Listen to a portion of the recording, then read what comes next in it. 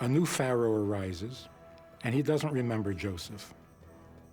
He enslaves the people because they're becoming too numerous and becoming a threat. So he puts them to work and embitters their lives, building store cities of Pitom and Ramses, and makes them create bricks out of mud and straw.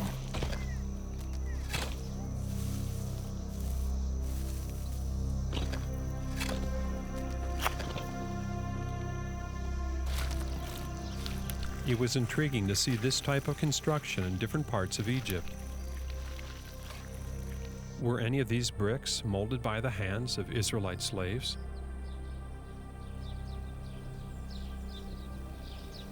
However, Mansour was quick to remind me that these types of mud bricks are present throughout Egypt's history and don't prove any connection to the Israelites.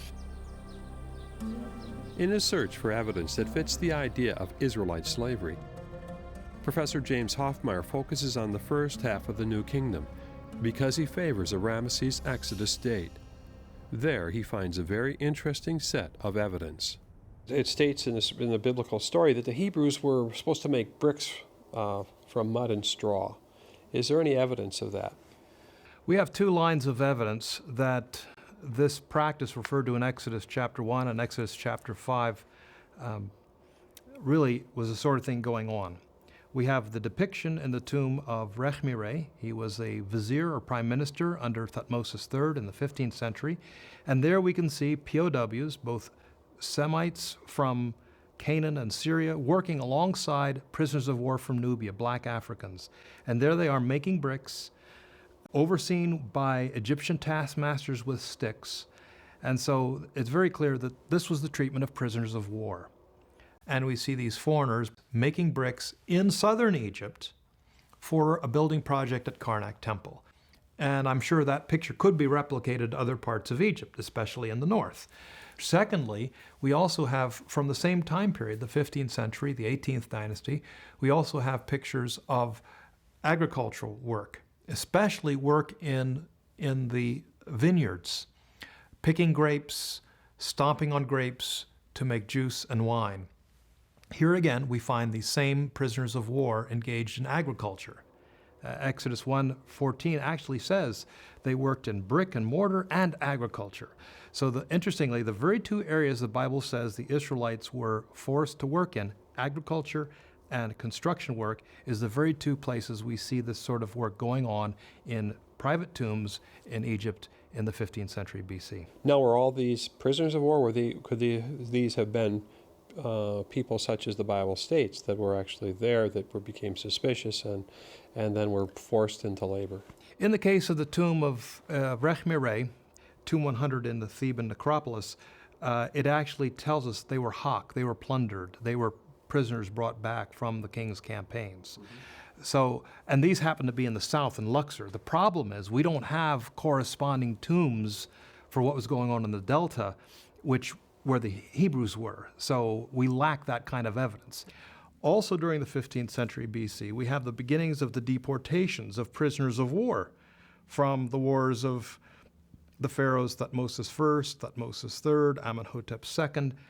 These are bringing prisoners of war both from Syria and Canaan as well as from Nubia to the south. All these prisoners of war are flooding into Egypt and are being pressed into hard labor for the state. So we have both the old Semitic population, second, third generation of whom are still around in the 15th, 14th, 13th century, and then you have the new population of Semites who were brought in as POWs from the campaigns of the Egyptian pharaohs. So there was a significant network of foreign people living in Egypt during the New Kingdom. While this is good evidence for the presence of Semitic slaves doing the right types of work, prisoners of war do not match the Bible's account of the early Israelites.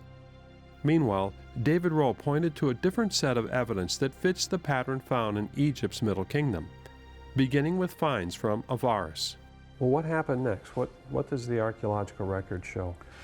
What we then see is that the graves of these people, we begin to see in the bones deterioration in the quality of life. We see Harris lines in the bones, which indicate famine, shortage of food and nutrients, these people suddenly have become impoverished. Not only that, but we start to see larger houses which seem to be Egyptian in design, and then smaller houses attached to them which seem to be servants' houses. And this is what we see for the very first time. And we even find papyri with lists of slaves with Semitic names on them at this period as well. Tell me more about the bones. If we look at the cemetery population, that's the dead, if you like, and that's the evidence we have of the living, is the dead. And we look at their graves, we find something very interesting happens. At the beginning, these people seem to prosper. The quality of their lives is very good. But all of a sudden, at some point in the story, we see a degeneration. We see a degeneration in the burials and the actual graves themselves. The investigation of the anthropological data has shown us that we are dealing with people who lived probably to about 32 to 34 years of age and then died. That's the typical life expectancy of the time. So we're not talking about a people who prospered and went on to live into their 50s and 60s, as you might expect. These people had really tough lives. So how do we explain that? What is the mechanism that we would understand why these people only lived to such a short age? And the obvious answer is slavery. So you're saying that this group that came in that was prosperous then fell on hard times? Yeah. We've got a situation of prosperity followed by a lack of prosperity and a shortage of life. So it seems very clear that these Asiatic peoples, these people have come from the north, speaking a Semitic language, who first of all prospered in this region, have suddenly been enslaved.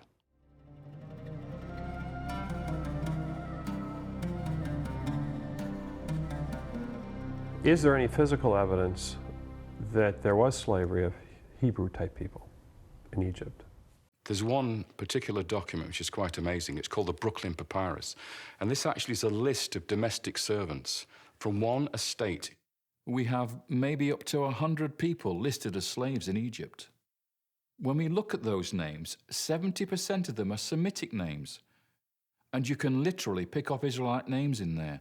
Menachem, Issachar, and Asher, the names of two other tribes of Israel. Shifra, one of the Hebrew midwives in the Exodus story, a name that appears in this document.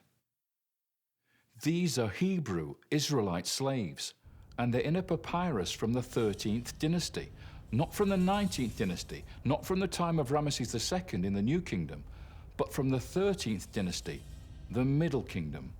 What does this mean to you? What does it say?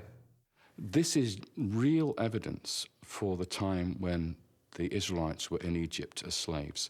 It's when you get a text, suddenly you've got history. Archaeology, you have to interpret. When you have a text, this is something very different. David, can you put a specific date on the Brooklyn Papyrus? The Brooklyn Papyrus is dated to one reign. The name of the king appears on it, and the king is called Sobekotep III.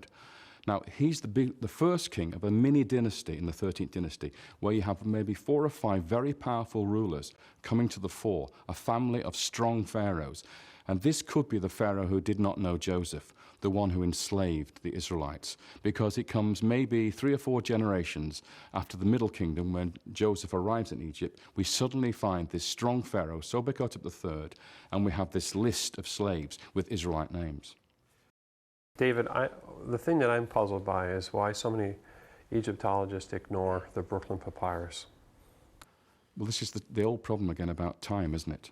You have a situation here where, although everybody recognizes that this list is a list of Semitic slaves, and everybody recognizes that the names appearing in here are also Israelite names, these can't be the Israelites, because it's the wrong time period. The Israelites are much later in history. So these people we're seeing here in this Brooklyn Papyrus in the time of Sobekotep III cannot be the Israelites.